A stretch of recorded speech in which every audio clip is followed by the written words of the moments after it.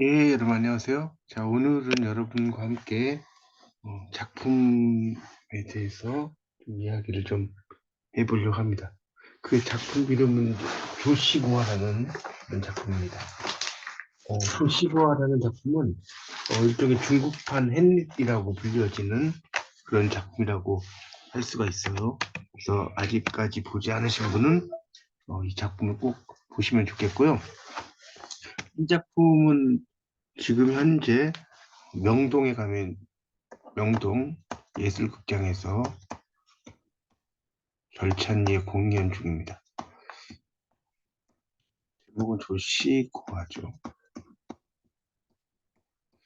이 조시고아라는 의미는 두 가지를 볼 수 있어요. 첫 번째는 어, 성이 조고 이제 조시고아라는 하나의 이름이라는 의미로 볼 수도 있고, 또 하나는 조시 가문의 고아다 이런 의미로도 볼 수 있겠죠.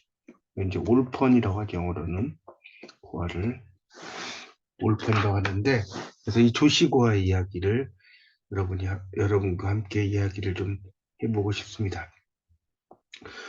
이 작품은 상당히 멋진 내용이고요.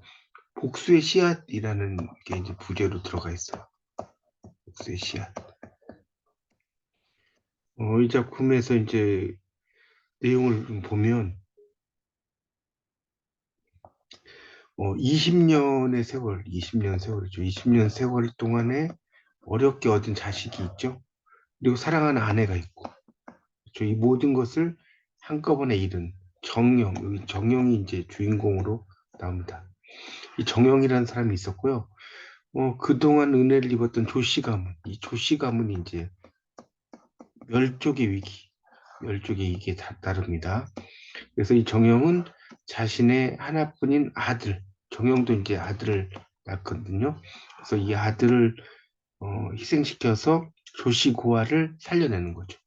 살려내고 이렇게 살려내고 나니까 아내는 상심을 이기지 못하죠. 그래서 또 자살하게 돼요. 아내는 자살하게 됩니다.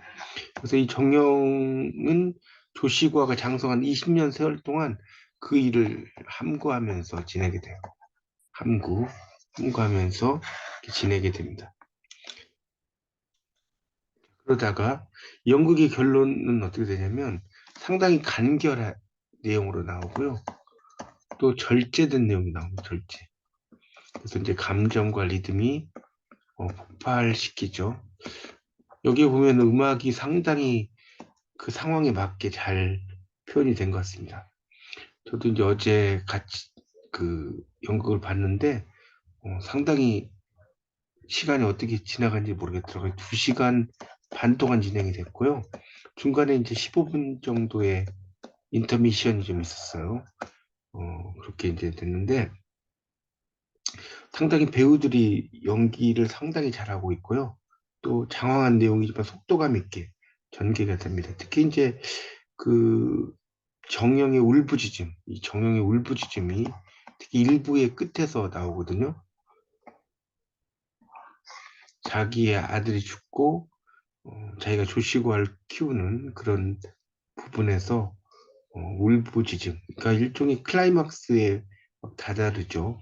일종의. 그래서 일막만로도 조시고와 복수의 씨앗이 굉장한 연극임을 알 수 있습니다.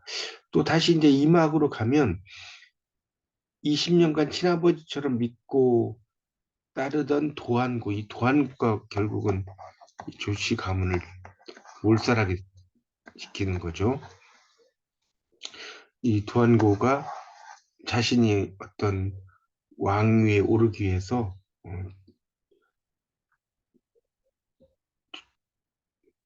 그 조씨 가문의 사람을 이제 결국은 죽이게 되는 그런 이야기입니다.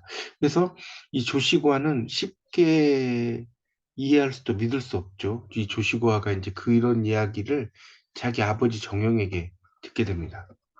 그래서 이미 일어난 사실이죠. 그래서 이 정영은 이 고아, 조시고아가 복수의 확신을 가지도록 믿어지지 않는다고 있었던 일이 없어지느냐 하면서 자기 또 팔을 잘라버려요. 이 팔을 칼로 잘라버리죠. 그리고 20년의 기다림이 이제 고통과 확신이 버무려진 세월이었고, 이 도항고의 악행들이 이제 밝혀지면서 벌을 받게 된 순간 정영은 영공에게, 영공이라는 이제 왕이죠, 왕. 영공에게 도항고의 가문도 멸족을 당하느냐라고 묻죠. 당연하다라고 말하죠. 영공의 대답에 안색을 밝은 안색을 할 수가 없죠. 커튼이 이제 걷히고 조시고아를 위해 희생됐던 수많은 사람들이 정령을 스쳐 지나갑니다. 의무가 되어버린 복수를 실현하고 나면 사랑하고 존경하는 이들의 품에 떳떳하고 포근하게 안길 수 있을 줄 알았건만 죽은 이들은 말이 없어요. 말이 없이 그냥 지나가 버리죠. 그래서 그게 마지막에 이 나비와 함께 등장한 이 묵자죠, 묵자. 이 묵자가 이 공손저구의 대사를 되풀이합니다. 아, 이 대사가 정말 저는 이 연극을 보면서 멋있었는데 한번 써보겠습니다. 이 세상은 꼭두각시의 무대다. 이 세상은 꼭두각시의 무대고 북소리, 피리소리에 맞추어 놀다 보니